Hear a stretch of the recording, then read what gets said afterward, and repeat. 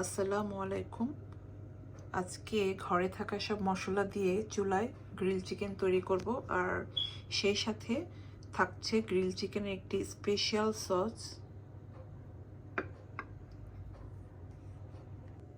মুরগিটাকে সুন্দর করে ধুয়ে নিয়েছি। এখন একটি চাকু দিয়ে এটাকে সুন্দর করে কেচে নিব। এই তো মুরগিটাকে সুন্দর করে কেটে নিয়েছি, আর পাটা আমি একটু বেঁধে নিয়েছি, কারণ আমার তাহলে তখন এটাকে গ্রিল করতে সুবিধা হবে। একটু সুতো দিয়ে আর কি বেঁধে নিয়েছি। গ্রিল চিকেনের জন্য আমি একটা পেস্ট করে নিব। তো এখানে দিয়ে দিচ্ছি 2 টেবিল চামচ পেঁয়াজ বাটা, 2 টেবিল চামচ আদা রসুন পেস্ট, 3 টেবিল চামচ পরিমাণ টক দই, টেবিল চামচ পরিমাণ সয়া সস,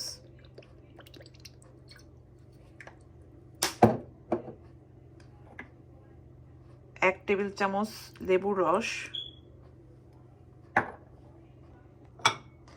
আরও আছে এখানে 2 চা চামচ জিরার গুঁড়া, 1 চা চামচ ধনিয়ার গুঁড়া, 1 চা চামচ মরিচ গুঁড়া, 1/2 চা চামচ গরম মশলার গুঁড়া। এগুলো সব দিয়ে দিব এখানে।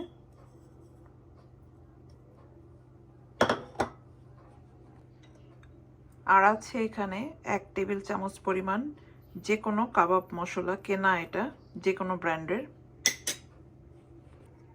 এখানে আছে 1 চা চামচ টক আচার, এটা জলপাইয়ের আচার। পরিমাণ মতো লবণ দিব, আর 1 চিমটি পরিমাণ অরেঞ্জ ফুড কালার দিব, জাস্ট একটু কালারটা আসার জন্য। 2 টেবিল চামচ পরিমাণ সরিষা তেল দিয়ে দিব।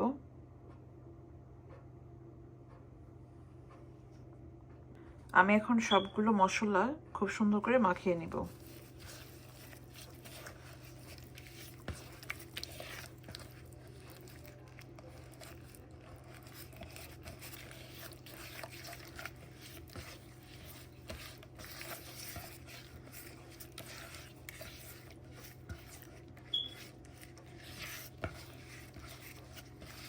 ভালো করে সুন্দর করে মাখাতে হবে, কারণ মুরগিটা এই মশলা দিয়ে মাখাবো।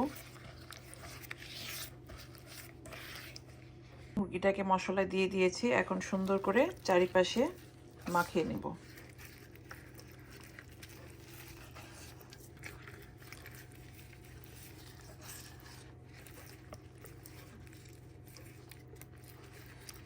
কাটার ভিতরে মশলাগুলো খুব সুন্দরভাবে ঢুকিয়ে দিতে হবে।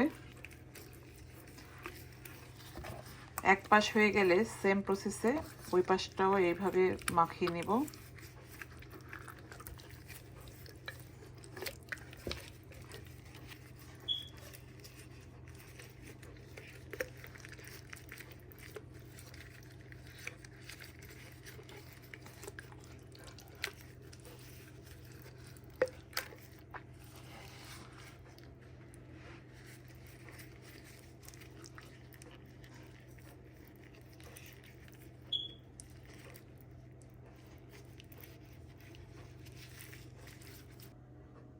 চিকেনটা সুন্দরভাবে মাখানো হয়ে গেছে। এখন আমি এটাকে 3 ঘন্টার জন্য সুন্দর করে ঢেকে রেখে দেব। ফিরে আসছি 3 ঘন্টা পর। চিকেনটা আমার ম্যারিনেট হয়ে গেছে। এখন আমি এটা চুলায় বসিয়ে দিব। একটি প্যান বসিয়ে দিলাম। এখানে আমি প্রায় 2 টেবিল চামচ সরিষা তেল দিয়ে দেব।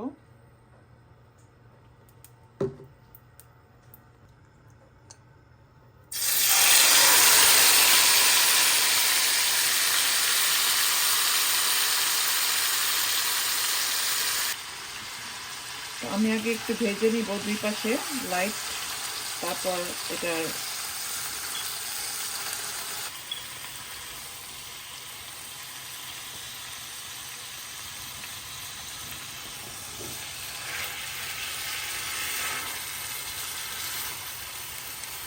যখন একটু এরকম কালার আসবে তখন আমি ঠিক সামান্য একটু পানি দিয়ে দিব, একটু সিদ্ধ হওয়ার জন্য। এখন আমি একটু নেড়ে তারপর ঢেকে দেব।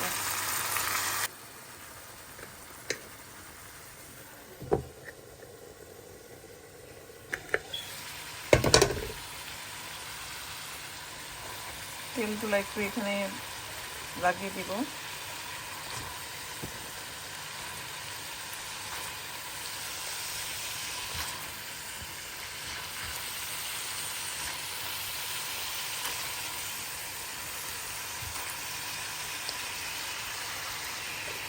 আবারও ঢেকে দিব একটু।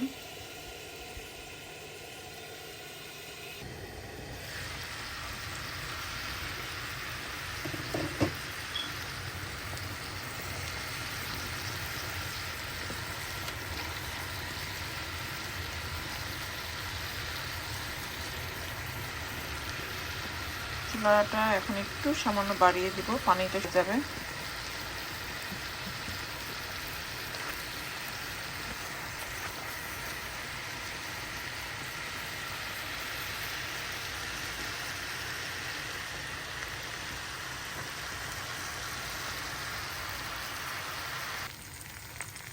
এটা হয়ে গেছে, এখন আমি এটাকে নামিয়ে ফেলবো।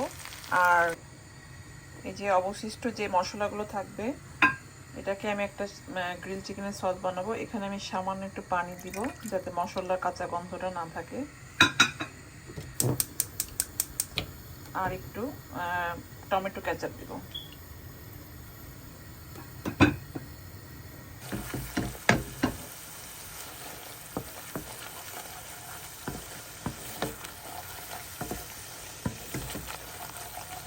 এই সসটা গ্রিল চিকেনের সাথে খেলে খুবই ভালো লাগে।